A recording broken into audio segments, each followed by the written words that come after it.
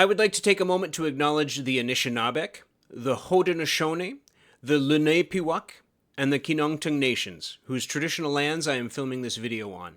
I acknowledge historical and ongoing injustices that Indigenous people endure in Canada, and I accept responsibility as an individual to contribute towards revealing and correcting miseducation as well as renewing respectful relationships with the Indigenous communities throughout the work that I produce.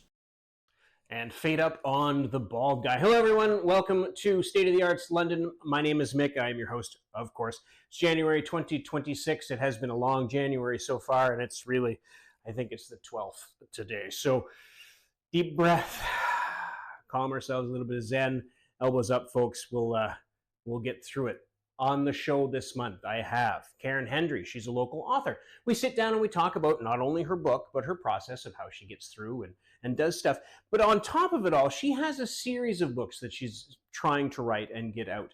So we talk about the process of what it's like to have to organize that sort of information and to keep it all readily available so that she can use it moving forward. So please, I hope you enjoy the conversation. Let's get on with it.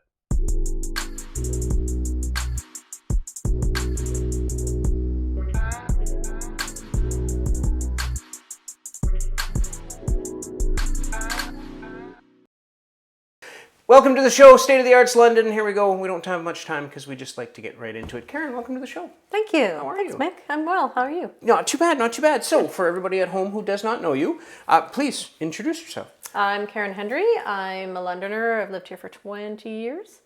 I'm a screenwriter and primarily an author who just published my first book. So.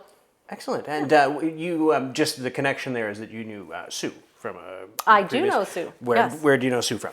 I think I met her at a knitting thing like years ago. Nice. Yeah. Sue and I went to high school together. You are an author. Yes. And you said you're also a screenwriter. Yeah. Everybody likes to pretend that they can write. I cannot. I feel like my dialogue is awful. I want to make it more colorful than it should be. But that's fair. Regardless, how do you approach writing the one versus the other? Or is it even, I'm going to write a screenplay as opposed to, I just want to write something? I think when it comes to the story itself, I think it's the same either way. Building the plot, building the characters, that's all the same. You can use the same methods, really. The difference comes in the actual writing. Okay. If you've ever seen a screenplay, it's a lot of white space on the page. I think a lot of people see that and think writing a screenplay is easy because you don't have to write down a lot of words. That is not true. It's just very different. Yeah. Because when you're writing a screenplay, you're writing what the camera sees. If the camera can't visually pick up what you've written on the page, it shouldn't be there. So you can't capture inner dialogue. You can't capture like words that describe emotion. You have to describe it in a visual way. Okay. So that's the difference with a book. You can write all that in there. Yes. You still want to show rather than tell the reader, immerse them in it, but you still have that ability to write that extra content that you wouldn't have in a screenplay. So that's the big difference between the writing of them, I think. Okay. Yeah. Neither one of them is easy. No, I can't. Again, I've tried. You sit down, you're like, I'll write something. That's great. And yes, it becomes, you have this half-baked idea, and when you sit down to literally put pen to paper, suddenly everything becomes, you have to connect your own dots before you can sit down. It's not a free flow. You can't. No, I think there is a free flow aspect to it. I know what works best for me now is having a loose plot, at least. Okay. But once I get writing, I finally understand what people talk about when they say the character did this and I didn't realize they were going to do it. I wasn't expecting it. Or, the story wrote itself. Like, I get that now. It's a beautiful place to be in. And I think for me, I combine the two, but every writer's different. What works for one doesn't work for another. Yeah. Right. So. Your literary heroes, is that something that you have? I mentioned, do you still work at Indigo? Or I work for Indigo, yeah. You worked for Indigo. So being surrounded by everything, has that helped you, or have you kept your process the same kind of over the years? I've kept my process. Well, I mean, my process has changed, but that's not because of working there. It's because I've learned a lot of my screenwriting or my writing process, outlining process through screenwriting. Okay. Learning that, and then I brought it back to the books. But working at Indigo hasn't changed that. But because I'm around books all the time, I know what's popular, what's out. I have access to all of that lovely storytelling, and that really helps my own, because you can't write if you don't read. Absolutely. You have to read. So I try to read as much as I can. Yeah. I'd say my go-to is fantasy and sci-fi, but I do read regular fiction, mystery, horror, nonfiction. I read a whole bunch of stuff. Where do you find your voice comes from? Is it, it's hard for me to, again, I'm not a writer. I only come from this from a photographer and a kind of a capturer of things. When I speak of like kind of my mentors and my photography people, there are styles that you kind of look at and you emulate, and sometimes it comes out, and sometimes you take some of this process and you kind of move along with it. Being surrounded by every bit of literary piece of information, it would be very interesting to see how that you take you and you remove that from you, to see how those two people would write differently. Do you feel there's a pressure when you're writing because of the volume of things that are out there? That are basically, yeah. I mean, there's a sense that there's a book on every subject and every language and every Where does that? That comes from my own insecurities. So please. I think as artists we all have insecurities. Imposter syndrome is a very real thing, isn't it? Yes. Yeah. I wouldn't say that, no. I don't feel any pressure in that sense, because the story is there. It's there. And when I'm in that zone, it just comes. And that's great.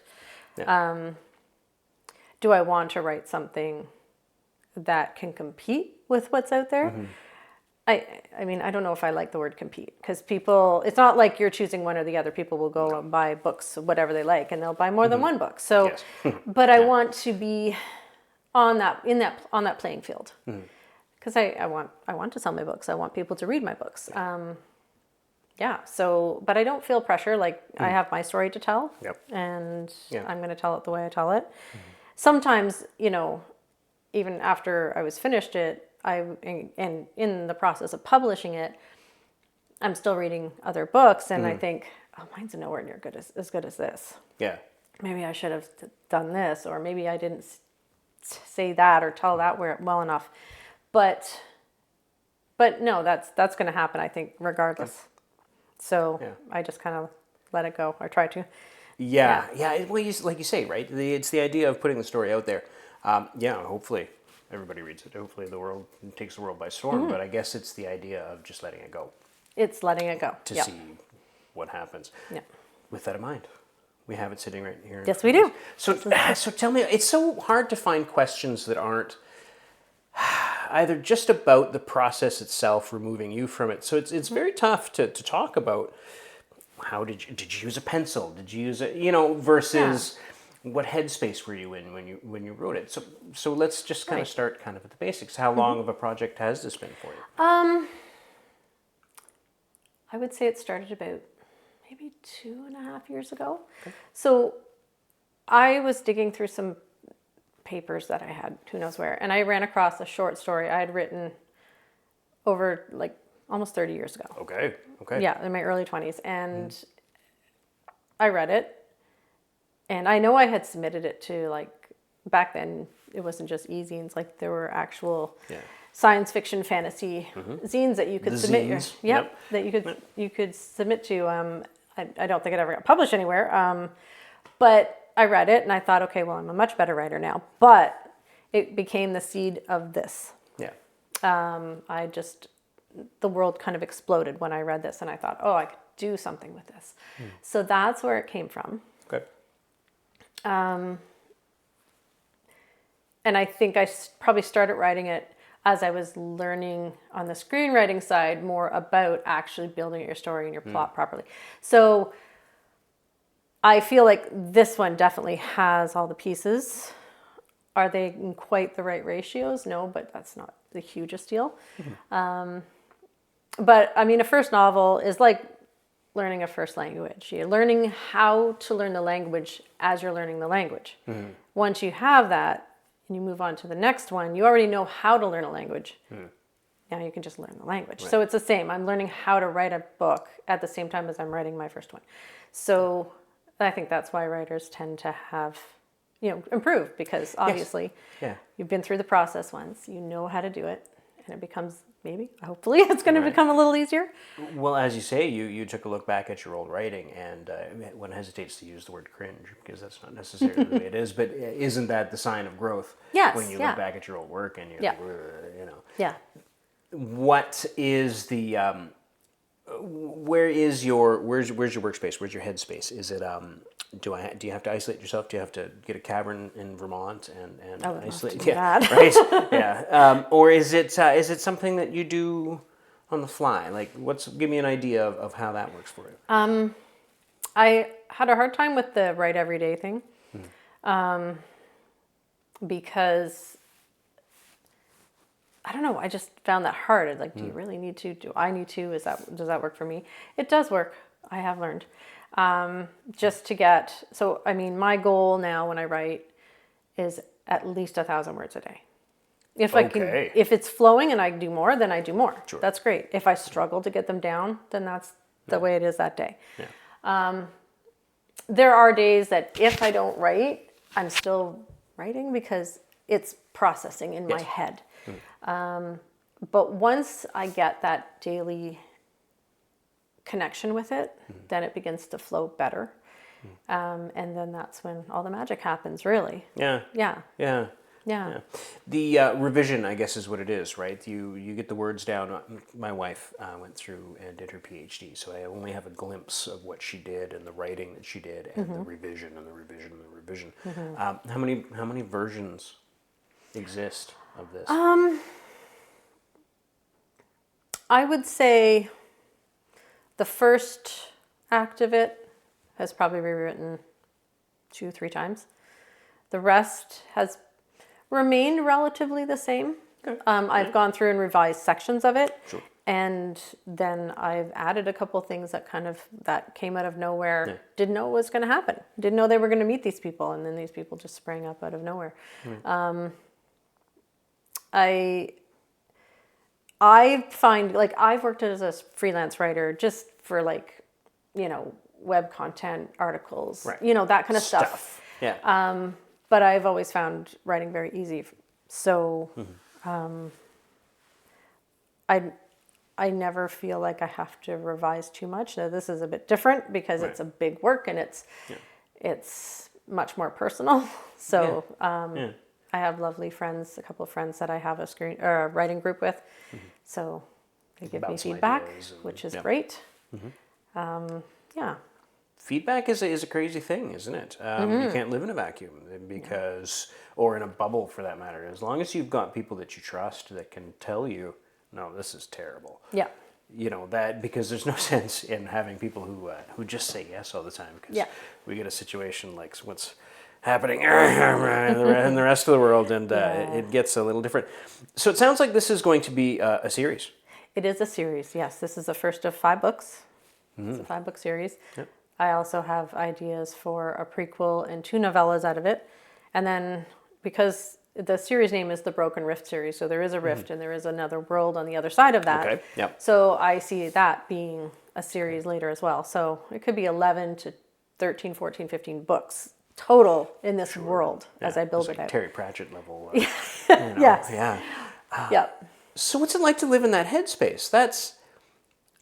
I can have a sliver. I am a terrible idea guy. You give me an idea, you give me an intellectual property, I could probably take it and do some fun stuff with it. But the hard work's been done.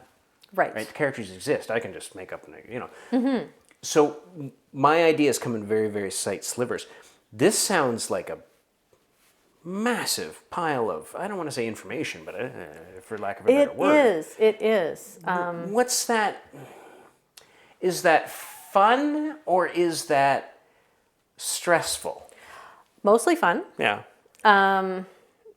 I'll know more with the second book because it's going to get more involved. Yeah. But I also find once I get in that zone, things just flow to me very easily. Okay. I feel like as I build this world bigger, organization is going to become a key thing. Yeah. I've got my colored index cards ready because I'm kind of old school with that. It's so yes. I mean, I wouldn't call it stressful, but it is certainly challenging. Yeah. Once you get all that detail to make it consistent throughout the book, you can't forget that you wrote something, on page 10 that is, you have to go back to on page, 340. Yeah.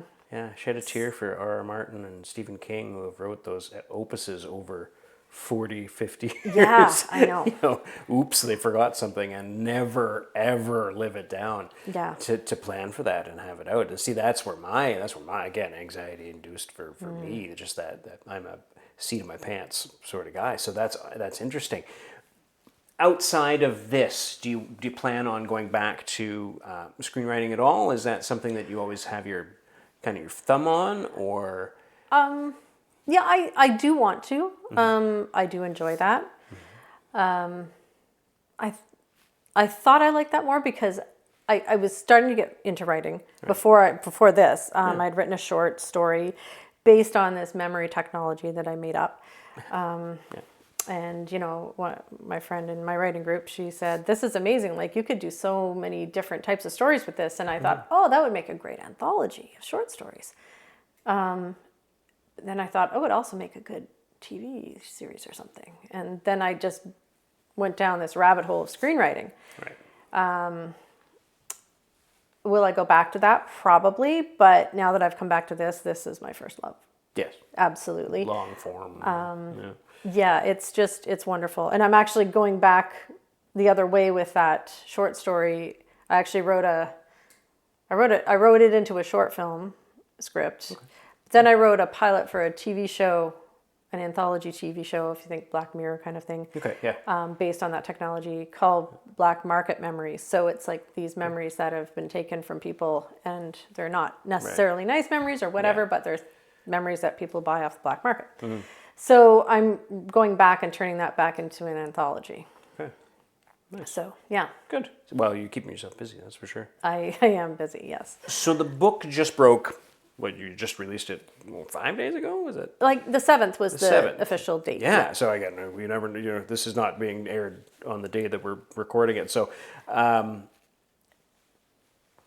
wow. Congratulations. Thank you. I mean, to say that. Thank you. What do you do now? Like, are you on the circuit? Are you on the tour? Like, do you? Well, I mean, it's just me. Like, I'm an indie author, taking it slow. Yeah. But I have book signings set up at Coles in Stratford. Okay. For the 8th of November. Okay. And Coles at Masonville Mall here in London, the 15th. Nice. Both from noon to 4. Excellent. Okay. And then I'll probably do a book signing. I'm talking with my friends Vanessa and Jason, who run Brown and Dixon Bookshop, to do a signing kind of little book launch with them. So that's probably early December. Yeah, is what I'm thinking. Yeah. Sounds good. Well, busy. That's it's busy, and I published. Well, it's on Amazon. It's always been easy. Well, not always, but in recent years, easy to publish on Amazon. But now indie authors have a company called Ingram Spark. Okay. And they are a print distribution service that has the ability to distribute to any bookseller, even libraries and such, that any publisher would have. Okay. So my book is actually on book selling websites all over the world. Okay, so available. Yeah, Yeah. Barnes and Noble, in Australia and England and Denmark, like everywhere. Well, at the end of the day, it's a digital file, right? Yeah, And do they not print books? No, Almost. it's a print. It is a print, but the file itself, do they not print books on the fly? Yes. So I mean, it really is transmit, print. Yes. Yeah. Shipped, right? Yes. Yep. So yeah. So no, Absolutely. that's a Print wonderful, on demand, basically. Yeah. Yeah, that's a wonderful. Yeah. It's better than Yep. typesetting and having to Yes. print and press. Yes. So that's going to keep you through to winter. So Yeah. that's wonderful. Yeah, and it is going to be on bookshelves in the local area. So in the London stores, St. Thomas and Stratford. And the better it sells, the more distributed it will be, is it? Exactly. If we find, by next year it's doing well enough, then Indigo will expand it. Fair enough. Yeah. Okay. Any quick shout outs before we wrap this up, Karen? My writing group has been, amazing to me. I've had, that's Natalie and Vanessa. I've had coworkers help me out, read my work. They've been wonderful. It's just been a journey. And other than my kids, that's the most amazing thing that I've ever accomplished. Yes, that's right. Yeah. Thank you for putting that in there. I'm sure Yeah. that they will enjoy hearing that little tidbit. Yeah. Thank you for stopping by, Karen. I Thank appreciate you. it. It's been good fun to learn a little bit because all these mysteries that I dip into, like I know what I know, but I know nothing about anything else. So it's nice to know that I can get some of that information from you. So I appreciate it very much. Thank you very much. Thank you, Mick. All right, and enjoy the rest of your day, and we will talk to you soon. And there you go, folks. Karen Hendry. Everyone, go out and buy her book, and the other books when they come out. The least I could do for her, I suppose. Next month, I've got Grace Kennedy coming back onto the show. We saw her last year. I want to catch up with her and see how she's doing. She said that she had a whole year planned out and ready to go, so I want to talk to her about how that went and whether she is where she thought she was going to be. Because we all know that life is what happens when you make plans for other things, right? Right? That's how I'm doing the show, but that's another day. So, enjoy the rest of the month, please. Canada, look, I know it's rough. I know we're seeing a lot of weird stuff right now. Keep calm. Do what you do. Support some Canadian artists. That's going to help quite a bit, I think. Elbows up, Canada. Elbows up. We'll see you next month.